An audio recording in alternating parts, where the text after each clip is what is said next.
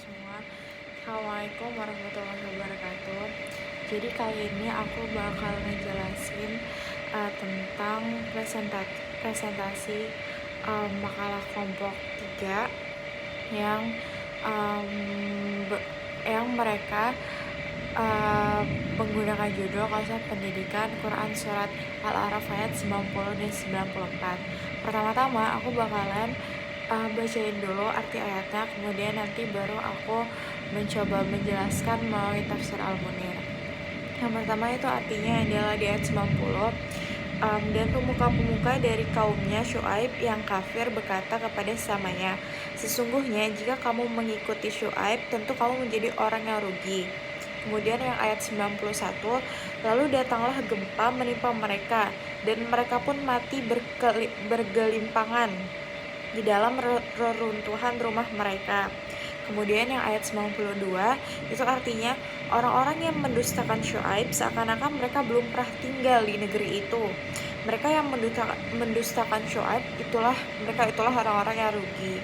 Kemudian di ayat 93, maka Syuaib meninggalkan mereka seraya berkata, wahai kaumku, sungguh aku telah menyampaikan amanat Tuhanku untukmu, dan aku telah menasihati kamu. Maka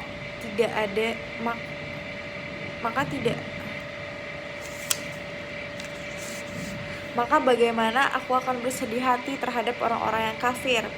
Kemudian ayat terakhir itu ayat 94, dan kami tidak mengutus seorang nabi pun kepada suatu negeri, lalu penduduknya mendustakan nabi itu, melainkan kami timpakan kepada mereka atau kepada penduduknya kesempitan dan penderitaan agar mereka tunduk dengan merendahkan diri.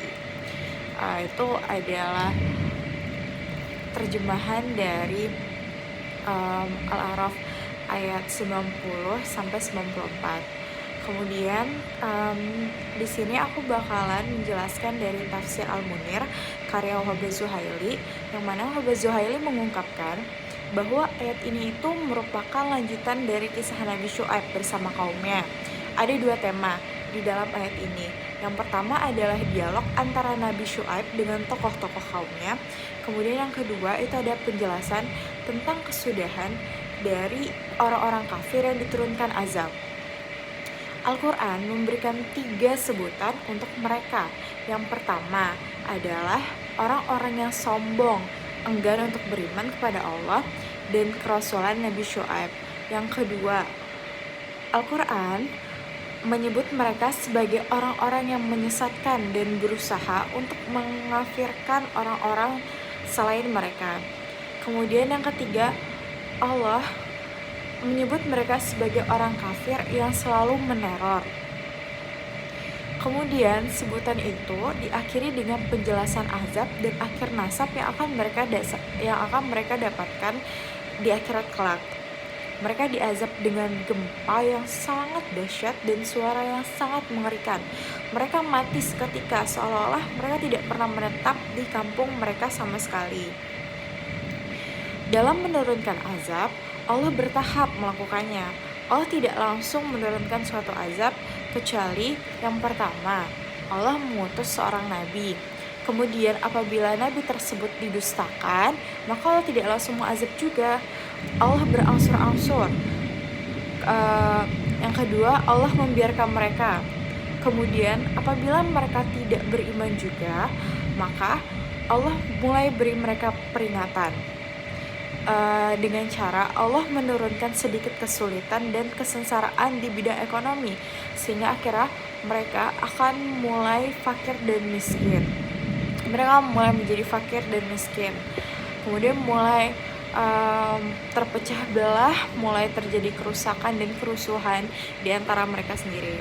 Setelah mereka menjadi fakir dan miskin, Allah menurunkan berbagai macam penyakit dan bencana, atau Allah menurunkan bencana atau penyakit, antara penyakit dan bencana.